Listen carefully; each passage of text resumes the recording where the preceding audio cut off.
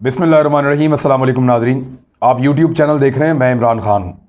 जो बाइडन का एक ट्वीट है अमेरिकी सदर का, वहाँ से हम बात शुरू करते हैं और आप इसको सुनने के बाद आप भी हिल जाएंगे जैसे मैं हिल गया था इसको सुनने के बाद, पढ़ने के बाद।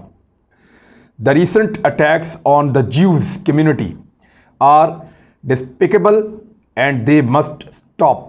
आई condemn this hateful behaviour at home and abroad. It's up to all of us to give hate no safe harbour. बड़ी खौफनाक उन्होंने बताया कि यहूदी कम्युनिटी के ऊपर जो हमले हो रहे हैं वो इंतहाई काबिल मज़म्मत हैं और उनको फ़ौरन रोका जाना चाहिए। मैं इसकी मज़म्मत करता हूँ कि ये एक काबिल नफ़रत रवैया है, चाहे वो हमारे मुल्क के अंदर हो या हमारे मुल्क के बाहर हो। अब ये हम सब पे ड्यूटी है या हम सब पे इसका इन्हिसार है कि हम ऐसे रवैयों को किसी किस्म का कोई सेफ जगह ना दें या इनको डिस्करेज करें, ये उन्होंने कहा। अब यहूदियों के ऊपर बड़े खौफनाक हमले हो रहे होंगे, ये पढ़ने के बाद मुझे ऐसा लगा। मैंने कहीं CNN पे पढ़ा, कहीं दूसरे मीडिया पे पढ़ा, तो 2-4 लिंक्स मेरे सामने आए जहाँ से पता चला कि यहूदियों के ऊपर बड़े खौफनाक हमले हो रहे हैं अमेरिका के अंदर और बहुत बड़ी तबाही फैला दी गई है। लेकिन जब मैंने इन खबरों को तफसील के साथ पढ़ा तो सिर्फ एक वाक़या है जो रिपोर्ट हो रहा है। मैंने वीडियो ढूंढना शुरू की। इस वाक़े की वीडियो मुझे मिलती है, एक न्यूज़ चैनल है CBS इवनिंग न्यूज़, वहाँ से मैंने इसको देखा। उन्होंने ब्रेकिंग न्यूज़ चलाई हुई थी कि बड़े खौफनाक हमले हैं जो इस वक्त हो रहे हैं। एंटी सेमेटिक हेट क्राइम्स, यानी यहूदियों के साथ बोग्स, उनके साथ नफ़रत पे जराइम शुरू हो चुके हैं और बड़े खौफनाक हमले हो रहे हैं। ट्रांसमिशन हो रही है, लोग स्टूडियोज़ में बैठे हैं, सड़कों पे बैठे हैं, रिपोर्ट कर रहे हैं। CNN ट्रांसमिशन कर रहा है, स्काई न्यूज़ ट्रांसमिशन कर रहा है। और जब मैंने तमाम जगह पे फुटेज देखी तो एक ही वाक़या, जब मैंने इसको पढ़ा तो एक ही वाक़या क्या हुआ, सिर्फ इतना हुआ कि एक वीडियो है जिसमें एक यहूदी जो है वो पुलिस वालों की आड़ में एहतजाज करने वाले जो मुजाहिरीन हैं, जो फ़लस्तीन के हक़ में एहतजाज कर रहे हैं, उनको उकसा रहा था। कुछ मुजाहिरीन ने उसको ज़मीन पे पटक दिया। अब वहाँ पे एक माजूर शख्स खड़ा था जिसके बाद बैसाखी थी। उसने वो बैसाखी उसको एक रसीद कर दी और वहाँ से पीछे भाग गया। बाकी लोग भी भाग गए। अब जो बाकी लोग थे वो सारे गैर मुस्लिम थे, वो अमेरिकन थे और गैर मुस्लिम थे, लिहाजा उनका तो किसी ने पता नहीं किया। लेकिन ये जो माजूर शख्स था इसको पुलिस ने पकड़ लिया। इसका नाम है वसीम अवादे। अब वसीम अवादे जो है ये क्योंकि मुसलमान है इसको काबू कर लिया और माजूर शख्स है। इसके ऊपर जो चार्ज लगे हैं आप हैरान हो जाएंगे कि दहशतगर्दों के ऊपर भी इतने बड़े बड़े चार्जेस नहीं लगते। और बताया क्या गया है कि 2nd degree hate crime assault, दूसरा 2nd डिग्री गैंग असॉल्ट, तीसरा मेनेसिंग यानी खून बहाया इसने, चौथा criminal possession of a weapon, यानी इसके पास एक हथियार था जो इसको गैर कानूनी तौर पे इसने अपने पास रखा हुआ था। तो वो क्लस्टर बम भी फेंके तो हथियार नहीं है यहूदी, वो जिससे मर्जी मारे तो हथियार नहीं है। और यहाँ पे एक बैसाखी जो है वो हथियार बन गई एक माजूर शख्स की और उसने गैर कानूनी तौर पे एक हथियार अपने पास रखा हुआ था। ये इतना खौफनाक वाक़या है कि इसने पूरी दुनिया को हिलाकर रख दिया है। न्यूयॉर्क पुलिस ने जो डिपार्टमेंट है उनका, उन्होंने हेट क्राइम टास्क फोर्स को बुलवा लिया और उनको जिम्मेदारियां सौंप दी हैं। तमाम सियासतदान जो हैं अमेरिका के वो बढ़ चढ़ कर इसके खिलाफ मजम्मती बयान दे रहे हैं। कुछ यहूदियों के सामने गुजरते हुए मुसलमानों ने आज़ाद फ़लस्तीन के नारे लगाए जिस पर यहूदी जो है वो हरासमेंट का शिकार हो गए। उन्होंने शिकायत की है, उसको भी शामिल किया गया है इस स्टोरी के अंदर। और टाइम्स स्क्वायर न्यूयॉर्क का ये वाक़या है। और एक वाक़या हुआ है मैनहट्टन में। वहाँ क्या हुआ कि आमने सामने मुजाहिरीन थे और वो मुजाहरा करते फ़लस्तीन के हक़ में, कुछ इसराइल के हक़ में, तो वो आए, तसादम हुआ, वापस चले गए। लेकिन यहूदी कह रहे हैं कि हमारे लिए बहुत मुश्किल हालात पैदा हो गए हैं। दुनिया के बड़े बड़े मीडिया हाउसेज जो हैं वहाँ पे स्पेशल ट्रांसमिशंस हो रही हैं कि यहूदियों के खिलाफ एंटी सेमेटिक काबिल नफ़रत रवैया जो है वो इसको इख्तियार किया जा रहा है। हालात इतने ज़्यादा ख़राब हो गए हैं कि अमरीकी सदर को स्टेटमेंट देना पड़ा कि बैसाखी वाले शख्स ने एक यहूदी को बैसाखी रसीद कर दी। और ये इतना खौफनाक वाक़या था कि अमेरिकन प्रेसिडेंट लिखते हैं, the recent attacks on the Jews community are despicable and they must stop. I condemn this hateful behavior at home and abroad. It's up to all of us to give hate no safe harbor. इतना खौफनाक वाक़या हुआ है जो किया है यहूदियों के ख़िलाफ़, और यहूदी कम्युनिटी बहुत ख़तरे में है। उनके ख़िलाफ़ नफ़रत को फैलाया जा रहा है। एक शख्स को एक बेसाखी पड़ी है और पूरी दुनिया हिलकर रह गई है। दुनिया के बड़े बड़े मीडिया हाउसेस जो हैं वो ट्रांसमिशंस कर रहे हैं। लेकिन अब एक तस्वीर देखिए, ये तस्वीर मैं आपको दिखाता हूं और ये अमेरिकन प्रेसिडेंट के लिए गिफ्ट है, उनको ज़रूर देखनी चाहिए। शाम का एक आर्टिस्ट है, उसने अपने तबाहशुदा घर के मलबे से एक स्टैचू बनाया है, और ये जो स्टैचू है ये बिल्कुल वैसा ही है जैसा अमेरिका का स्टैचू ऑफ लिबर्टी है। और ये स्टैचू दिखाते हुए इस शख्स ने क्या लिखा पता आपको? इसने कहा कि ये वो आज़ादी है जो अमेरिका ने हमें दी है। उसका घर तबाह था, उसने मलबे को उठाया और स्टैचू ऑफ लिबर्टी बनाकर उसने ये चपेड़ मारी है पूरी दुनिया के मुंह के ऊपर। यानी एक तरफ उसका पूरा घर तबाह, उनके बच्चे तबाह, उनकी फैमिली रुल गई, हर चीज़ बर्बाद हो गई, और एक लफ्ज़ नहीं बोले ये लोग। और अब ट्रांसमिशंस कर रहे हैं कि एक बेसाखी मार दी एक माजूर शख्स ने एक यहूदी को उकसाने पर, और पकड़ा भी उस माजूर शख्स को। बाकी जो वहाँ पे कम्युनिटी मौजूद थी, जो अंग्रेज़ मौजूद थे, उनको पकड़ा ही नहीं। तो वसीम अवादे को पकड़ लिया है। ये है दुनिया का सबसे बड़ा दहशतगर्द, इसको बिल्कुल नहीं छोड़ना चाहिए। और मगरिब जो है वो इस तरह हमें देखता है, मुसलमानों को, और ऐसे देखता है यहूदियों को। जो लोग शहीद हुए वो पता कितने हैं?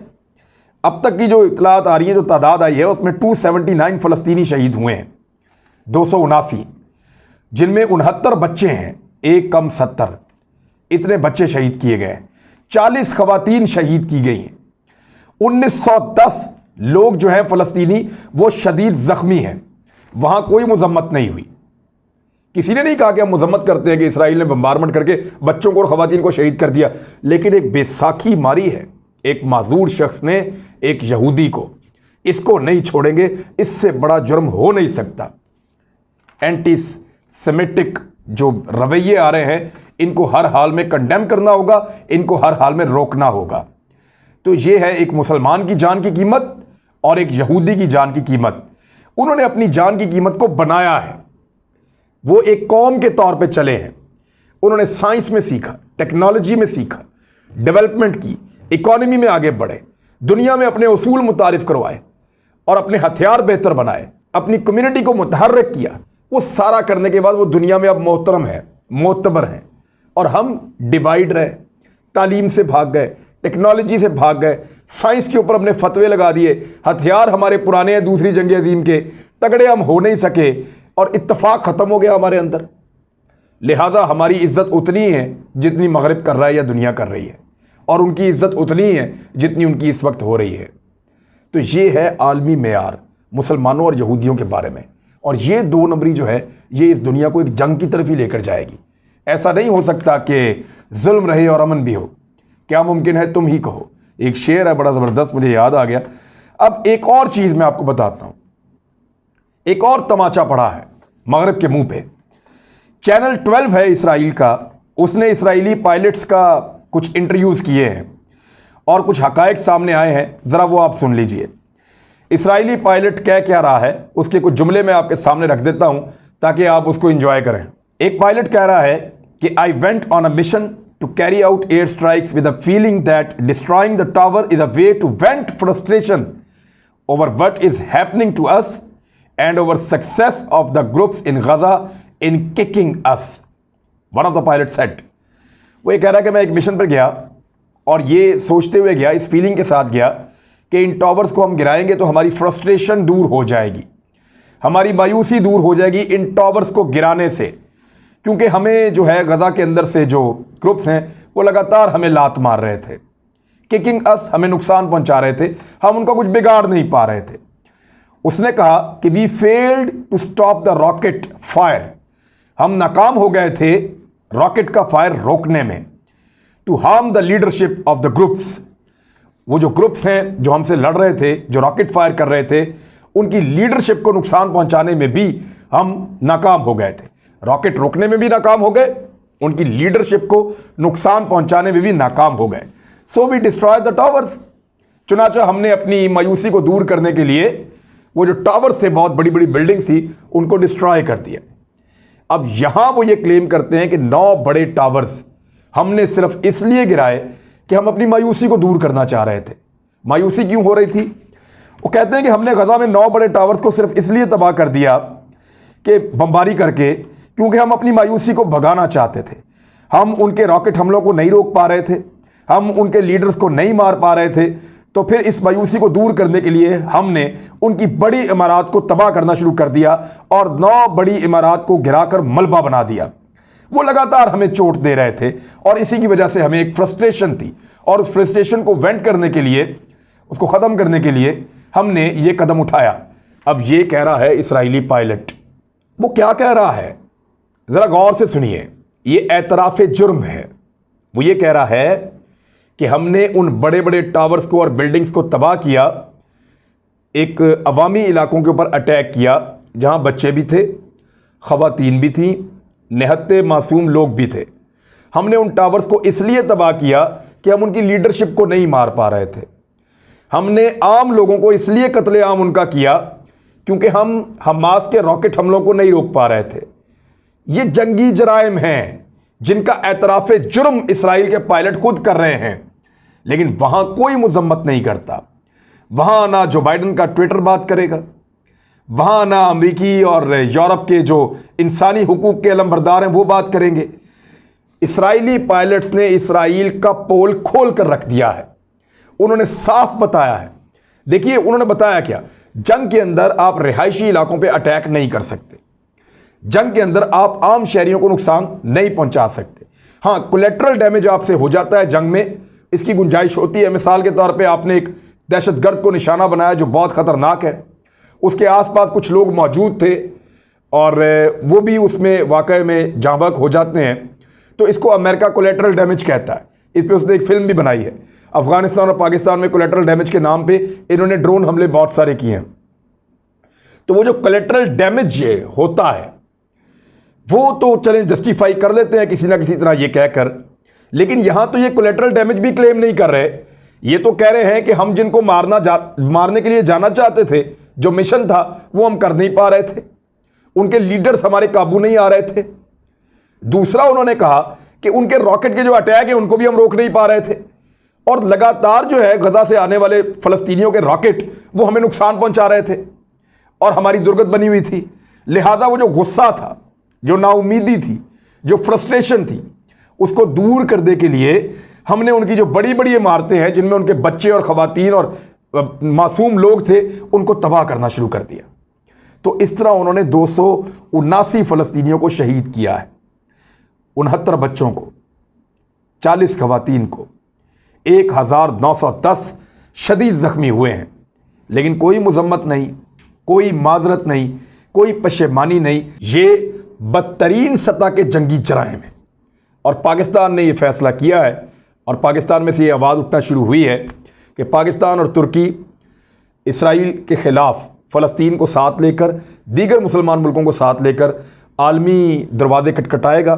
आलमी अदालत इंसाफ में इसराइल के ख़िलाफ़ जंगी जराइम का मुकदमा चलाया जाएगा ताकि इसराइल को जवाबदेह बनाया जाए और इनके सिस्टम को एक्सपोज किया जाए। देखिए मेरा ये मानना है जब तक आप ताकत के साथ नहीं दबाएंगे ये नहीं दबेंगे, लेकिन कम से कम हर गुजरते दिन के साथ इनको एक्सपोज करते जाएं। दुनिया जाग रही है, हुक्मरान चाहे ना जाग रहे हों, अवाम जाग रहे हैं। मगरिब में, यूरोपीय ममालिक में, अमेरिका में, ऑस्ट्रेलिया में, न्यूजीलैंड में, दुनिया भर के मुल्कों में लोगों के जज्बात अब फ़लस्तीनियों के साथ हैं। लोग इसराइलियों को जालिम के तौर पे देख रहे हैं, एक जाबर के तौर पे देख रहे हैं।